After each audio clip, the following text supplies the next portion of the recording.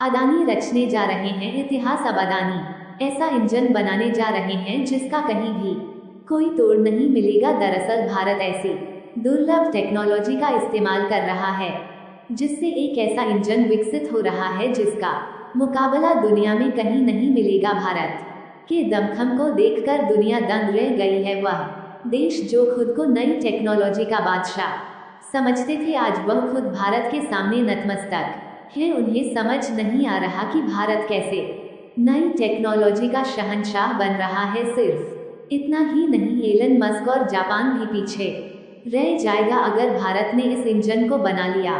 लेकिन सवाल यह है कि आखिर अदानी और भारत मिलकर ऐसी कौन सी इंजन तैयार कर रहे हैं। दोस्तों, सब्र रखिए और इस जानकारी को अंत तक पढ़िए। मैं आपको सब कुछ समझाऊं, लेकिन आगे बढ़ने से पहले अगर आपको भारतीय होने पर गर्व होता है तो जय हिंद कमेंट जरूर करें, क्योंकि जय हिंद कहना हम सबके लिए गर्व की बात है। दरअसल दोस्तों, अदानी ने अब फ्यूल सेल टेक्नोलॉजी की तरफ अपना रुख कर लिया है, क्योंकि आने वाला समय इसी टेक्नोलॉजी का मोहताज होने वाला है। अदानी ग्रुप इन सबको तगड़ा झटका देने के लिए मैदान में उतर पड़ी है। फ्यूल सेल टेक्नोलॉजी केवल प्रदूषण कम करने तक सीमित नहीं है, ये ट्रांसपोर्ट सेक्टर में क्रांति लाने के साथ साथ बड़े उद्योगों के ऊर्जा खर्च को भी कम कर सकती है, खास तौर पर उन देशों के लिए जो आयातित ईंधन पर निर्भर हैं। ये तकनीक आत्मनिर्भरता का नया रास्ता खोलती है। दरअसल दोस्तों, एशिया के सबसे रईस व्यक्ति गौतम अदानी की company Adani enterprises limited energy के क्षेत्र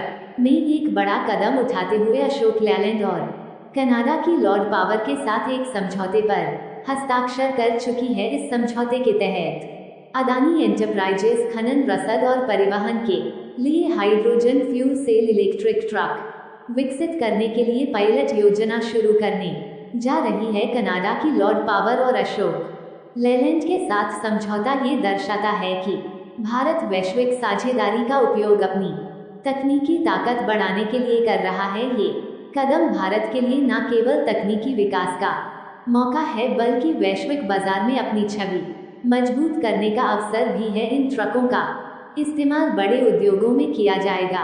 सबसे खुशी की बात तो यह है कि ऐसा करने वाला एशिया में पहला देश भारत बन गया है और यह ट्रक हाइड्रोजन फ्यूल से चलेंगे।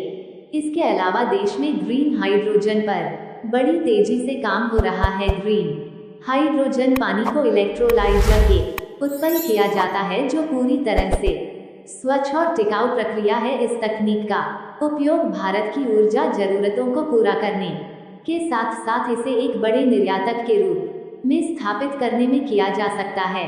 अदानी एंटरप्राइज लिमिटेड भारत को जीरो कार्बन उत्सर्जन वाली कंट्री बनाना चाहती है और मोदी का सपना भी यही है, यानी मोदी के नक्शे कदम पर अदानी एंटरप्राइजेस लिमिटेड खड़ी उतर रही है। दरअसल दोस्तों, आज हर कोई पेट्रोल डीजल से चलने वाले वाहनों से बच रहा है, क्योंकि इस महंगाई में पेट्रोल वाहनों का इस्तेमाल लोगों का बजट बिगाड़ देता है। जब लदिंग का काम हो तो मुश्किल और बढ़ जाती है, क्योंकि ट्रक, पावर ट्रैक्टर जैसे वाहनों का इस्तेमाल लोडिंग के लिए दिन भर में कई बार होता है।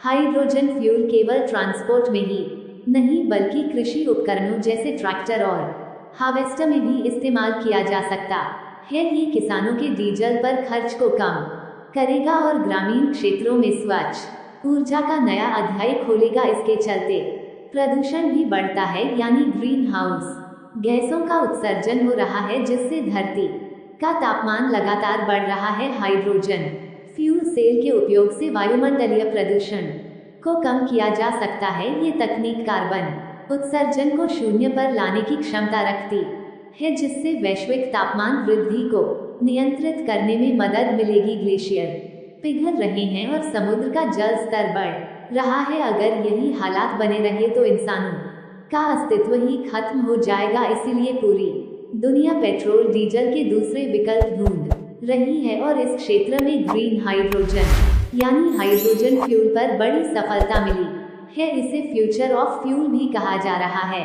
हाइड्रोजन फ्यूल को भविष्य में ऊर्जा के मुख्य स्रोत के रूप में देखा जा रहा है, क्योंकि यह न केवल प्रदूषण कम करता है, बल्कि इसके उत्पादन में किसी प्रकार की कार्बन उत्सर्जन भी नहीं होती। यह हमारे पर्यावरण को बचाने के साथ साथ ऊर्जा की स्थिरता भी प्रदान